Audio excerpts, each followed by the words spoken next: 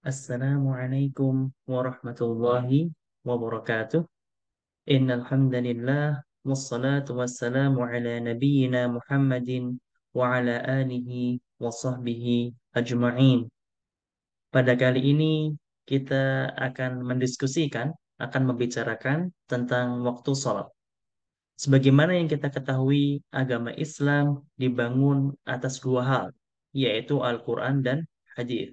Oleh karena itu, mari kita mulai pembicaraan kita dengan dalil-dalil yang datang dari Al-Quran dan hadis.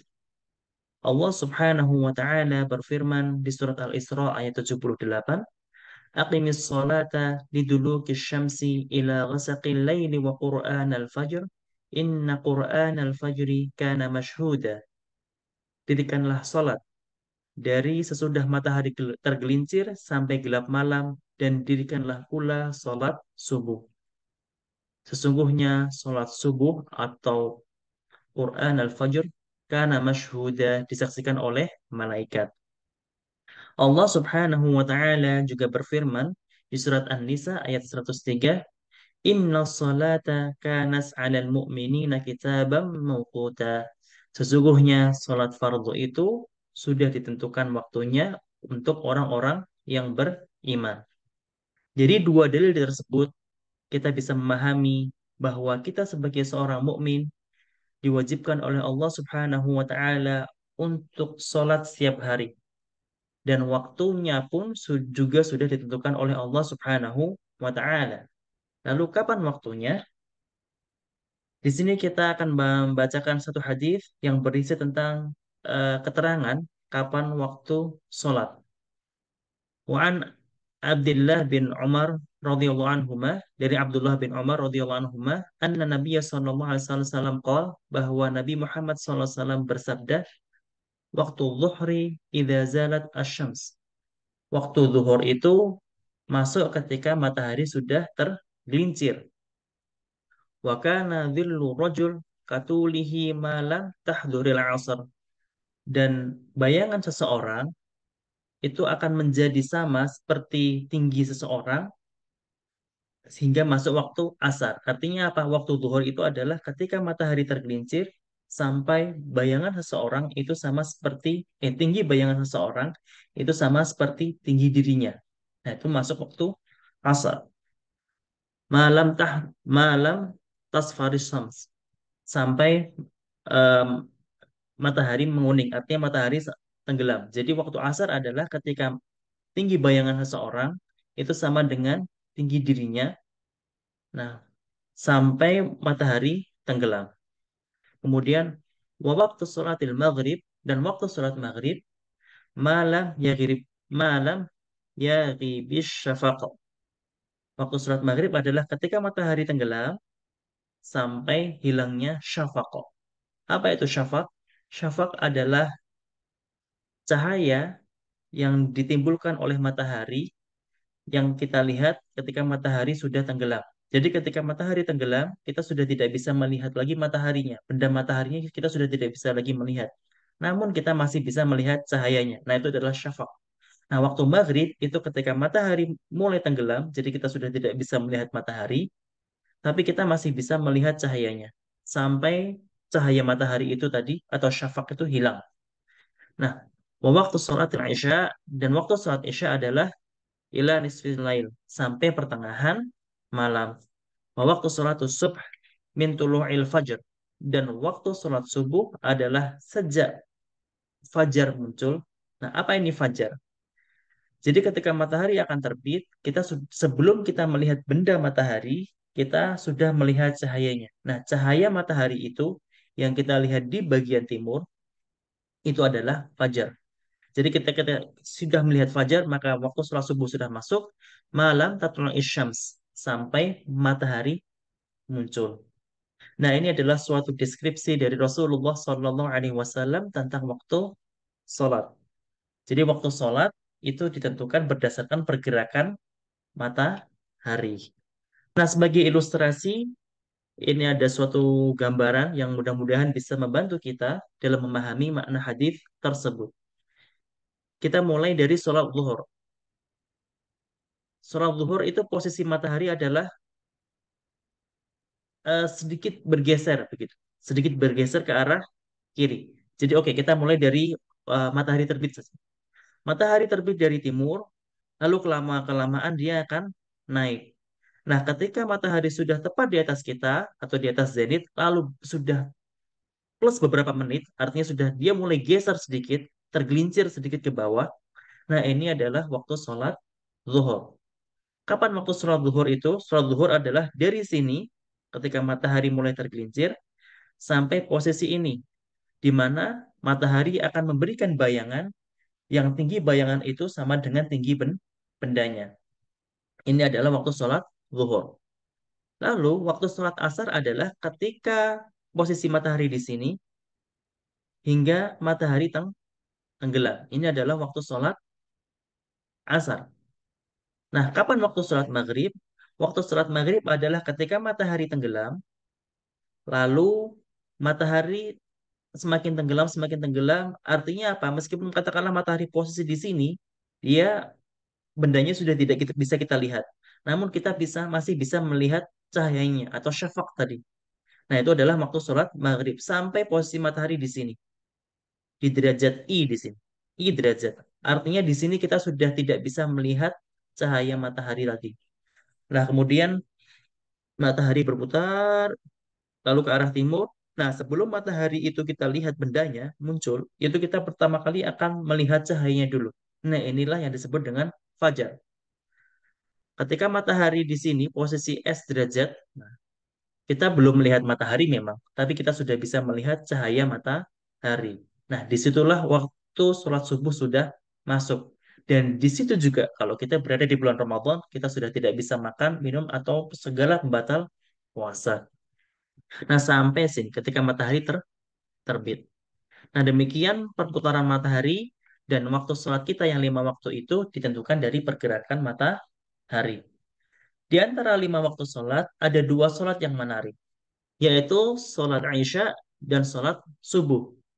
Kenapa? Karena di sini kita tidak bisa melihat tidak bisa melihat benda matahari langsung, tetapi kita hanya bisa melihat cahaya yang ditimbulkan oleh matahari. Sehingga ada muncul pertanyaan, nah berapa nih nilai I dan S, sudut atau posisi matahari di mana kita melihat cahayanya tapi belum melihat bendanya. Nah, sebagai informasi, dalam konsensus yang kita anut, ketika kita berputar satu lingkaran penuh, itu kita mengakui bahwa itu jumlahnya 360 derajat. 360 derajat untuk satu lingkaran penuh. Sehingga di sini kita menggunakan satuan derajat untuk menentukan sudut matahari.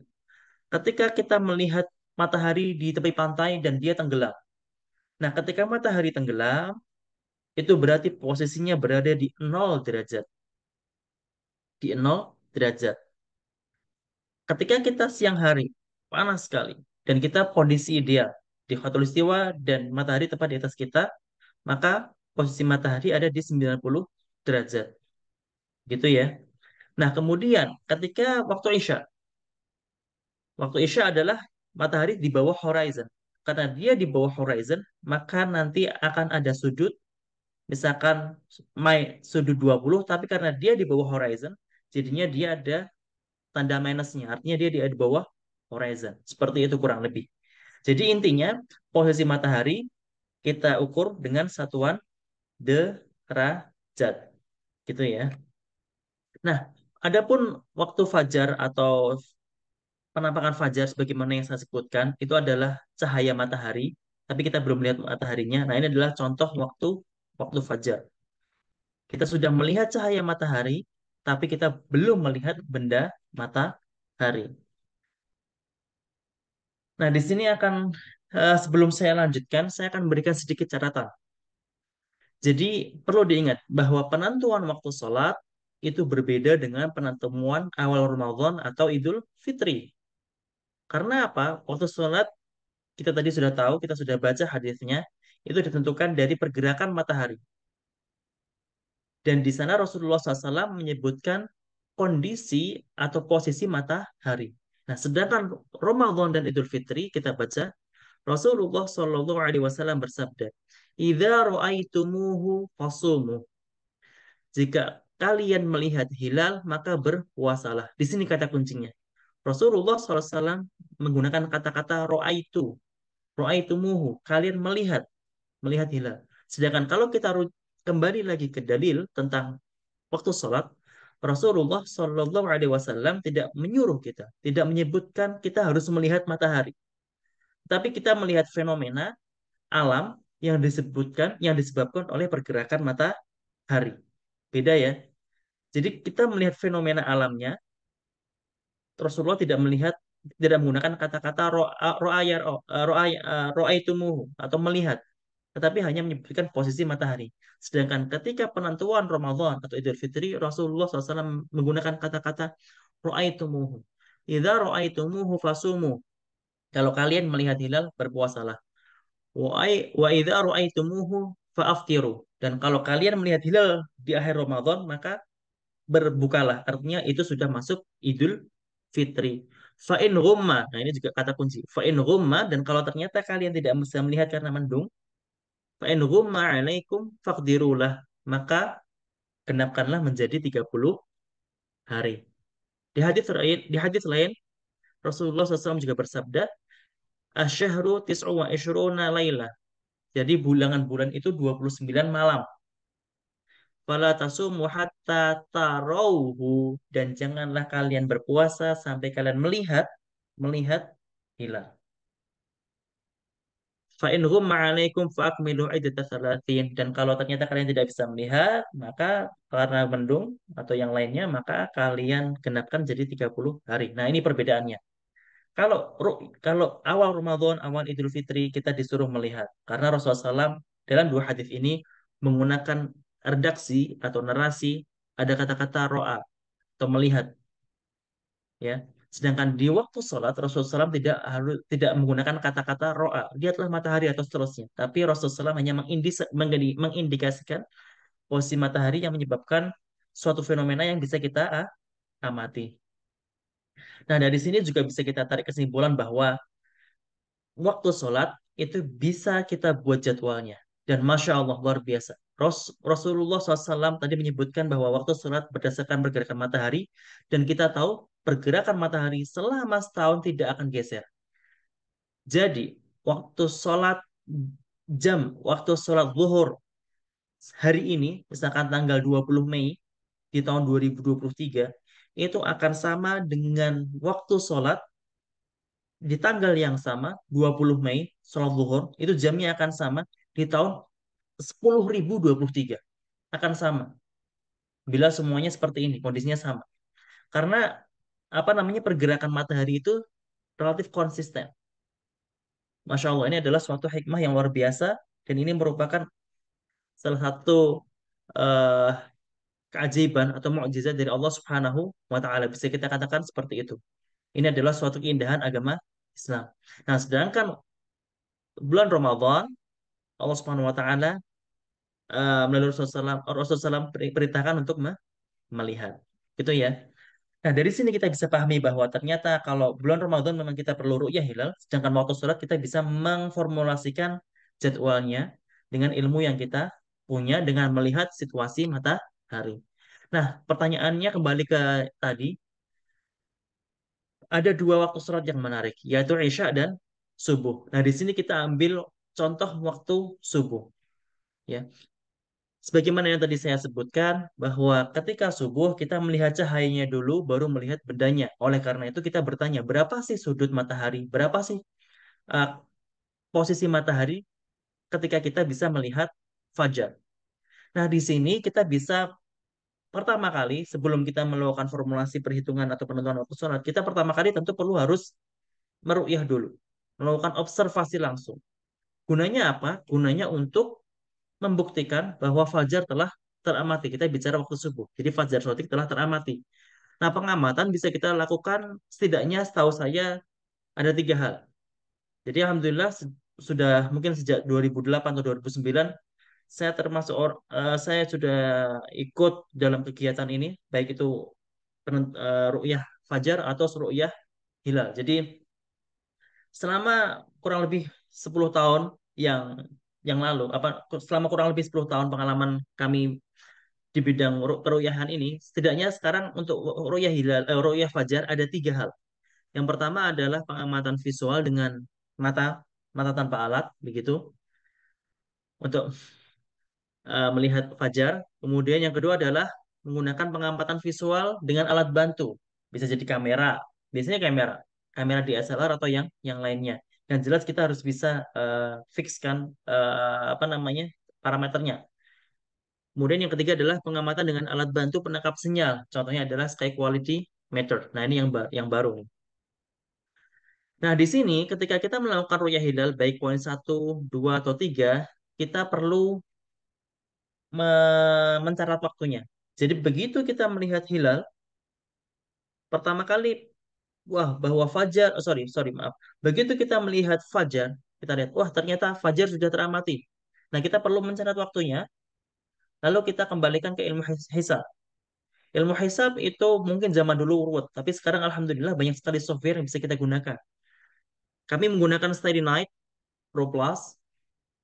Kalau yang mau gratisan ada di Stellarium. Nah, Starry Night ini adalah Canadian produk, produk dari Kanada asli. Nah, di sini kalau ketika kita sudah bisa melihat fajar, misalkan fajar muncul pukul misalkan 4.30. Nah, kita catat 4.30 tanggal berapa. Lalu kita kembali ke hisab atau ke software ini, kita cocokkan. Pada tanggal di mana kita mengamati fajar itu, misalkan kita mengamati fajar lokasinya di lokasi A, kemudian tanggal-tanggal sekian, teramati pada pukul 4.30. Nah, kita kembali ke software, kita sesuaikan lokasi dan waktunya, dan kita cek posisi matahari ada di minus berapa di situ. Nah, seperti itu caranya kurang lebih.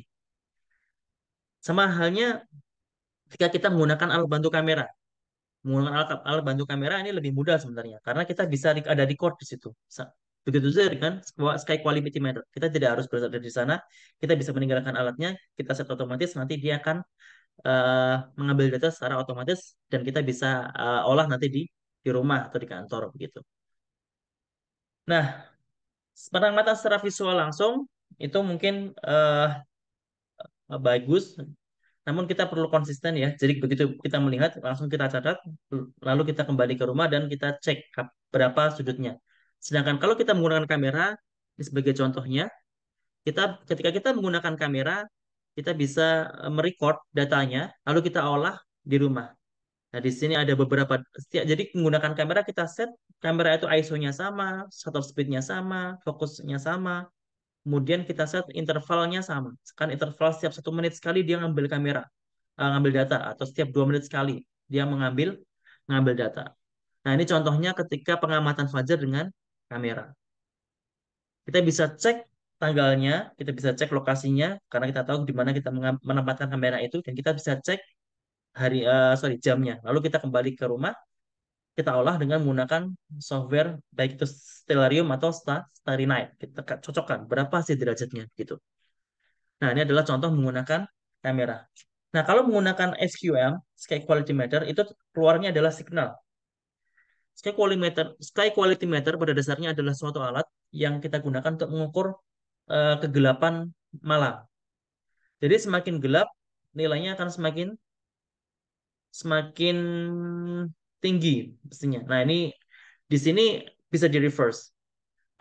Bisa dengan pengolahan formula eh, bisa kita ubah ya skalanya. Intinya dengan dengan sky quality meter, ketika ada cahaya, ketika langit semakin terang, maka nilainya signalnya akan semakin naik. Nah, di sini kita bisa lihat bahwa ternyata ketika malam, yang namanya malam kan kegelapannya relatif konstan, maka dia akan flat. Nah, begitu fajar muncul, dia mulai akan ada signal sehingga pergerakan signalnya semakin lama semakin naik. Nah, ini adalah luaran ketika sky quality meter itu diarahkan ke arah matahari terbit. Sehingga kita tahu fajar itu akan muncul kapan gitu. Nah, enaknya sky quality meter kita bisa tinggal juga sama seperti kamera DSLR, bisa kita tinggal. Lalu kita olah. Nah, di sini kalau sky quality meter kita kita cek di mana posisi ketika signal itu mulai mulai naik. Nah, ringkas cerita, Ini saya ambilkan satu penelitian yang sudah dipublikasikan berkaitan dengan Fajar Shodiq. Nah, penelitian ini dilakukan di beberapa tempat dan di sini summary-nya. Nah, Citra itu artinya adalah dengan kamera DSLR, SQM adalah dengan signal tadi. Nah, ternyata setelah diolah, kemunculan fajar, yaitu fajar, atau kita katakan mulainya waktu subuh, itu ternyata ketika matahari posisi di minus 19,93 derajat untuk Citra, sedangkan SQM berada di minus 19,13. Nah, kemudian di satu tempat lagi ada minus 17,64. Nah, kalau kami pribadi, berdasarkan ru'yah kami yang kami lakukan, kami mendapatkan angka sekitar minus 18. Jadi tidak jauh berbeda. Jadi rata-ratanya minus 19, minus 18. Kurang lebih seperti itu. Dan kalau kita bicara statistik, ya angka itu relatif, deviasinya relatif relatif kecil. Jadi datanya eh, konsisten begitu. Nah, sekarang di sini akan kami perkenalkan suatu definisi baru, definisi yang mungkin baru untuk mempermudah kita memahami kondisi kita ketika kita berada di tempat yang agak unik begitu. Nah, di sini kita mengenal yang namanya civil twilight, nautical dan astronomical. Nah, astronomical itu posisi matahari berada di minus 18 atau ke atas. Jadi ketika matahari di minus 18 di sini atau ke atas, nah ini adalah astronomical twilight. Di bawah 18 itu termasuk night atau malam. Kemudian ada nautical dan ada civil. Nah, kalau kita lihat di sini, astronomical twilight itu di minus 18, artinya di sini. Sedangkan kita lihat, kalau kita komparasi di sini, ya, waktu subuh itu ternyata ada di minus 19 atau minus 17, ya let's say minus 18. Jadi, waktu subuh itu ada di astronomical twilight agak ke bawah sedikit. Jadi berada di sisi sini. Jadi agak malam sedikit. Definisi menurut astronom itu agak malam sedikit. Jadi tepat sebelum, sorry, di ujung malam. Di ujung malam itu adalah waktu fajar. Nah, kita ingat ya, di sini ada civil twilight, ada civil, nightorical, dan astronomical. Astronomical itu minus 18, sedangkan fajar itu ada di minus 19. Jadi satu derajat lebih rendah dibanding astronomical. Jadi kalau menurut astronomi, saya ulangi lagi, waktu fajar mulai itu ketika menurut astronomi itu masih malam. Jadi tepat di ujung akhir malam, begitu ya. Nah, sekarang kita lihat kondisi di Calgary. Di sini ada suatu grafik yang cukup menarik. Gelap ini artinya night, sedangkan di sini ada namanya astronomical twilight di sini, warnanya agak agak terang. Lalu ada nautical twilight, ada civil twilight, kemudian di sini ada daylight. Oke ya. Nah, di sini ternyata pada kondisi tertentu kita mengalami suatu hal yang dimana kita tidak memiliki malam. Range-nya di sini. Kita tidak memiliki malam. Yaitu sekitar bulan akhir Mei sampai akhir akhir Juli mungkin. Jadi kita tidak memiliki malam. Artinya apa? Di sini katakanlah kita ambil tanggal 27 Mei. Tanggal 27 Mei itu matahari terendah itu hanya di minus 18 kurang lebih. Dia hanya di posisi sehingga memberikan astronomical light. Artinya apa? Fajar itu sudah ada sebenarnya. Atau dalam artian matahari tidak tenggelam sehingga kita tidak mengalami definisi malam. Sedangkan kalau kita kembali ke hasil penelitian tadi, yang namanya subuh itu dimulai ya 1 derajat, mana 1 derajat sebelum malam tiba. Artinya apa? Di sini pada dasarnya kita tidak akan mengalami yang namanya hilang syafaq kalau kita mulai dari maghrib. Dari maghrib itu kan ketika matahari tenggelam, lalu semakin tenggelam tapi mataharinya muncul. Nah, ketika matahari tenggelam semakin dalam, cahayanya hilang, itulah waktu Isya atau itulah waktu malam. Nah, kita tidak mengalami hal itu ketika bulan akhir-akhir Mei atau sampai awal Juli. Nah, sehingga di sini akan ada kalau kita menganut ke hadis, kita akan kesulitan karena apa? Karena cahaya matahari masih ada kok. Sedangkan waktu Isya itu sebagaimana yang disebutkan oleh Rasulullah SAW, Dimulai ketika cahaya matahari sudah hilang. Dengan cahaya matahari tidak akan hilang ketika di bulan-bulan itu. Nah, ini yang menjadi concern atau menjadi tanda kutip challenge atau tantangan ketika berada di musim musim panas. Kita lihat seperti ini. Jadi titik terendahnya aja hanya -18, sedangkan waktu subuh itu -19. Artinya kita tidak akan mengalami waktu malam. Nah, oleh karena itu kita tidak bisa menggunakan kriteria yang ideal. Artinya kriteria ideal itu kriteria yang tadi sudah disebutkan. Jadi waktu subuh adalah ketika matahari di bawah -19, -2. Atau eh, waktu isya itu adalah ketika matahari di bawah -19, atau waktu subuh ketika matahari sudah naik di atas 19. Itu adalah waktu kritik atau waktu yang tidak bisa eh, kita amati ketika kondisi seperti seperti ini. Nah, sekarang masalahnya apa? Ketika kita punya masalah itu, kita tentu sebagai seorang mukmin, sebagaimana yang sudah kita sebutkan sebelumnya, kita beragama berlandaskan dalil. Oleh karena itu, mari kita kembali ke dalil. Ketika kita melihat itu, mungkin bagi sebagian kita itu adalah hal yang baru bagi kita. Sehingga kita, waduh ini gimana ya? Bagaimana cara mengamalkan Islam di negara-negara seperti itu, di lokasi-lokasi seperti itu. Ternyata kejadian ini sudah ada solusinya sejak zaman Rasulullah Shallallahu Alaihi Wasallam. Apa itu? Jadi waktu itu Rasulullah SAW cerita tentang kehadiran Dajjal dan Rasulullah SAW juga cerita tentang berapa lama Dajjal akan tinggal di bumi. Mungkin sebagian kita akan ingat hadis itu. Dajjal akan ada di bumi selama 40 hari. Nah, satu hari pertama bagikan 1 tahun. Satu hari kedua bagikan 1 bulan. Satu hari ketiga bagikan 1 pekan. Dan hari-hari berikutnya itu bagikan 1 hari normal seperti biasa.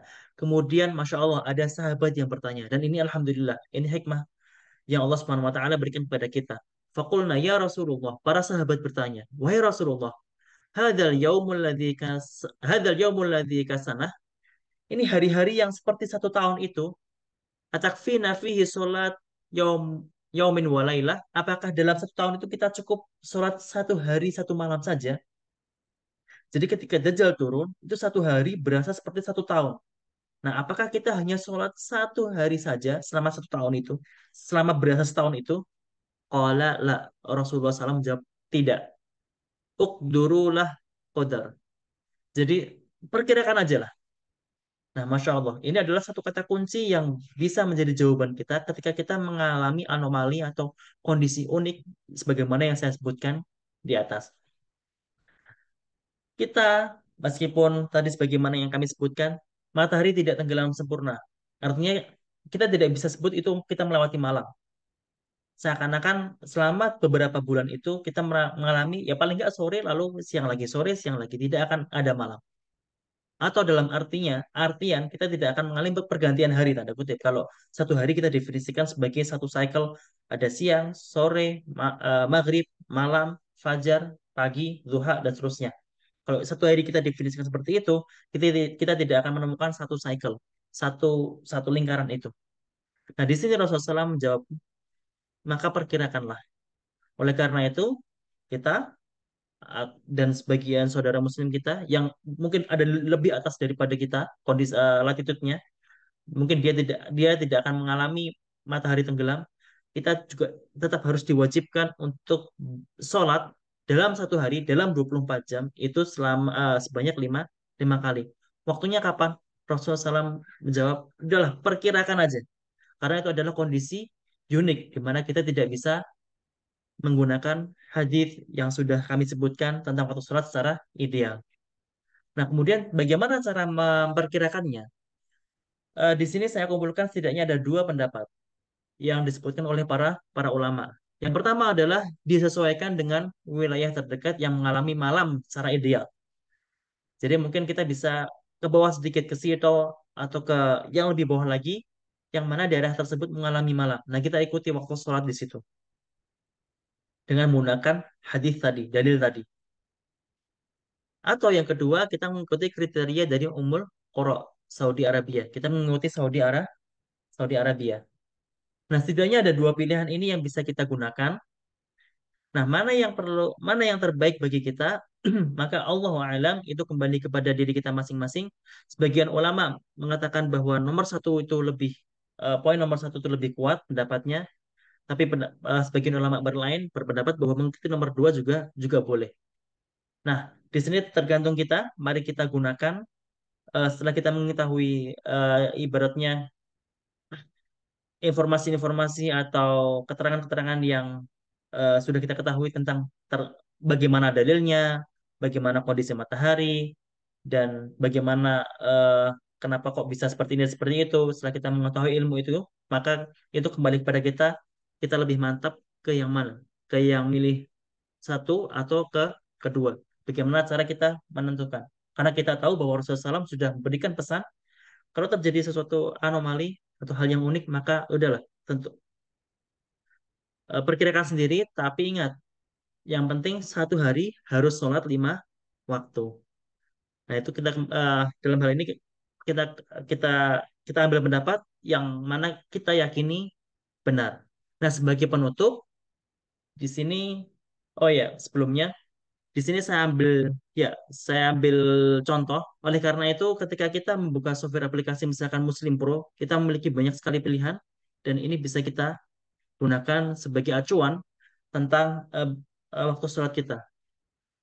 Developer Muslim Pro nampaknya sudah paham ternyata ada banyak perbedaan dalam penentuan waktu sholat sehingga mereka memberikan banyak pilihan. Ada banyak sekali di sini dan kalau ternyata tidak ada pilihan, mereka memberikan satu menu yang namanya Custom Angel. Jadi kita bisa mengcustom waktu sholat sesuai dengan apa yang kita yakini.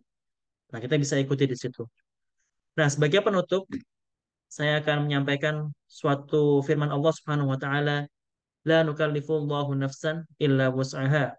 Allah tidak membebani seseorang melainkan dengan kesanggupannya. Di sini Allah Subhanahu wa taala menggunakan kata-kata la yukallifullah. Allah tidak membebani. Kalau kita ingat dalam kitab fikih, mungkin waktu saat SD atau SMP, ada kata-kata mukallaf. Mukallaf artinya adalah seseorang yang sudah balik sehingga dia dibebani atau mendapatkan kewajiban syariat. Nah, di sini la yukallifullahu nafsan illa wus'aha. Allah tidak mewajibkan atau syariat Islam tidak mewajibkan tidak membebani kita kecuali hanya sebatas yang kita mampu. Nah, di sini menariknya Allah Subhanahu wa taala menggunakan kata-kata wusa', bukan menggunakan kata-kata juhud karena dua kata itu berbeda. Wusa' itu artinya adalah kita usahakan, tapi ya sudahlah kalau kita tidak mampu, oke lah. Tapi kalau juhud kita harus usahakan dengan sangat-sangat kuat. Bahkan kalau bisa nyawa pun jadi taruhannya, itu adalah juhud. Tapi kalau usaha, itu ya sudahlah. Kita sudah usaha, tapi kalau ternyata usaha pada ala kadarnya, usaha seyogianya, sewajarnya, kalau masih tidak bisa, ya sudahlah. Nah, begitu ya. Jadi ilustrasi, misalkan kita seseorang ada yang sedang sakit, sebenarnya dia bisa sholat sambil berdiri, tapi berat sekali bagi kita. Nah, itu tidak perlu memaksakan diri untuk berdiri. Dia bisa bisa duduk. Itu kalau kita berkaitan dengan syariat. Jadi syariat itu mudah. Nah, berdasarkan ini, maka silakan kita pilih di antara dua pilihan yang tadi. Mengikuti eh, waktu sholat negara terdekat atau wilayah terdekat yang normal, atau kita bisa mengikuti panduan dari Ummul Qura. Demikian, semoga bermanfaat. Wabillahi taufik wal hidayah. Wassalamualaikum warahmatullahi wabarakatuh.